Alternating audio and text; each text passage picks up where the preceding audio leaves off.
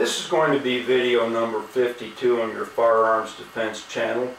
I want to talk today about the Chelsea King murder that happened in San Diego just a few days ago. It made the front page of the Los Angeles Times today, and that's how I happened to first hear about it here. Now, this happened in a gated community in San Diego, winding trails around Lake Hodges, along with the hikers and etc., etc. It's a rural retreat amid the bustle of suburbia, and it was supposed to be a safe place. I mean, this enclave has a lake, and people hike around the lake and everything, and it's just a real safe place, and you wouldn't expect something like this to happen here. But apparently Chelsea King went for her walk around the lake, and she was assaulted by this puke. This guy, his name is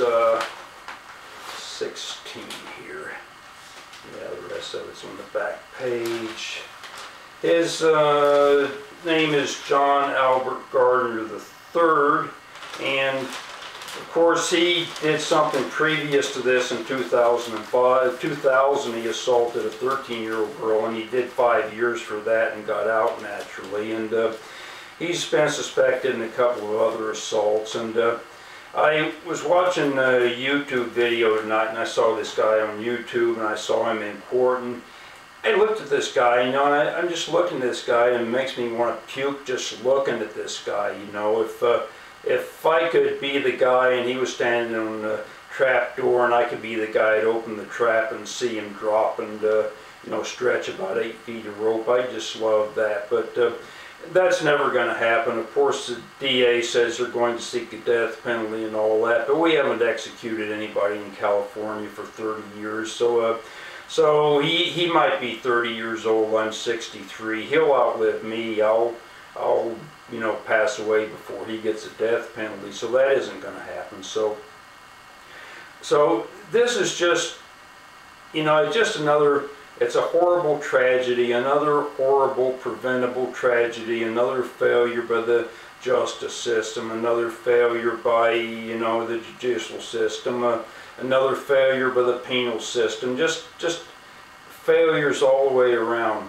Now, so what is my solution for this? What do I advocate that could have possibly prevented something like this?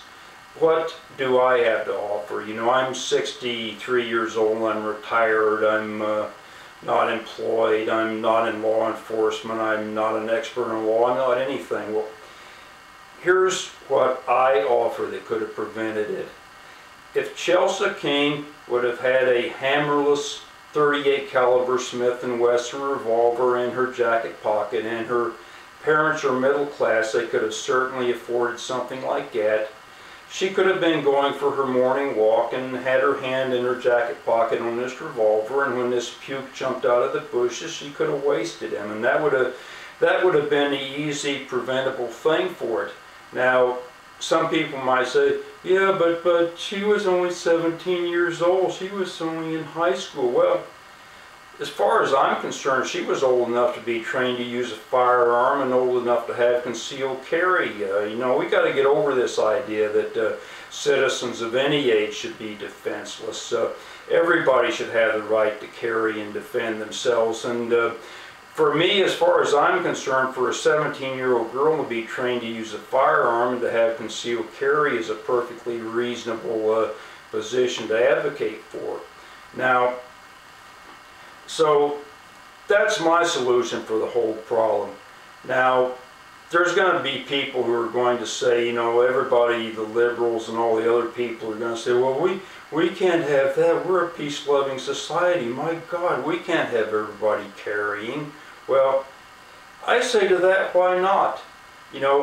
This guy out there, and I saw this guy on TV. He looks like he's about 6'4", and he weighs 300 pounds, and this girl was unarmed. She didn't have a chance against this guy.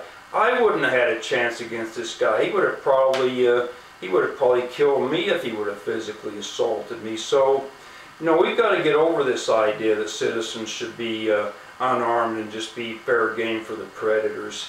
Now, there's one other thing I want to talk about here. Now, I read something a while back by this general. He was a West Point graduate or something, and he spoke at a college, and he gave a big long speech about the police and the soldiers being the sheepdogs of society and how they protect the sheep and all this good stuff.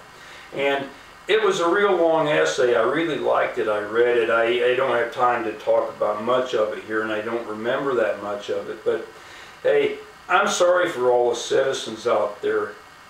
We may or we may not be sheep or whatever. That's a philosophical question. But here's the thing. The police and the soldiers and the law enforcement personnel in the judicial system, these people are not sheepdogs. Okay, you take a sheep herder who has a herd of sheep, and he has sheepdogs that protect these sheep from wolves. The sheepdogs are with the sheep 24 hours a day. They live with them. The sheep herder feeds his sheepdogs right there in the field with the sheep, and they stay with him all the time. The police officers, the soldiers, the FBI, SWAT, the judicial system, lawyers, judges, none of these people are with you any of the time. That makes you responsible for your own personal safety. You cannot count on these other people at all. They are not, I repeat, they are not sheepdogs. They should not be thought of in any way, shape, or form as sheepdogs. They are employees of the government. They draw a salary. They get decent benefits. They get decent pensions. But they are not sheepdogs, and that is not their job. We as citizens have to realize this, that there's nobody out there that cares about our safety. There's nobody out there but us. And we have to, as responsible parents, we have to start making sure that our children are trained to defend themselves. We have to advocate for our children to get concealed carry and be able to carry as soon as possible. And we have to realize that as adults, we're not protected either. We're vulnerable. We can be out there anytime and be attacked and killed by any of these predators too. So until we realize this and start taking responsibility for our own safety, these things are going to continue to happen. There are no safe enclaves anywhere, be they Beverly Hills, be they Brentwood, be this place in San Diego. There are no places of safety. You're vulnerable anytime, any place. And I'm going to close this video with one last thought here. Okay, to all law-abiding, decent, God-fearing citizens out there who may watch this video, and that includes everybody, the media. I'm making this pitch to Larry King, to all the media people out there, Conan O'Brien, Larry King, citizens who watch this. You want safety, you want justice. Those two things come from one place and one place only, and here it is, right here. And I'm going to close this video with that thought, and I want you to remember it.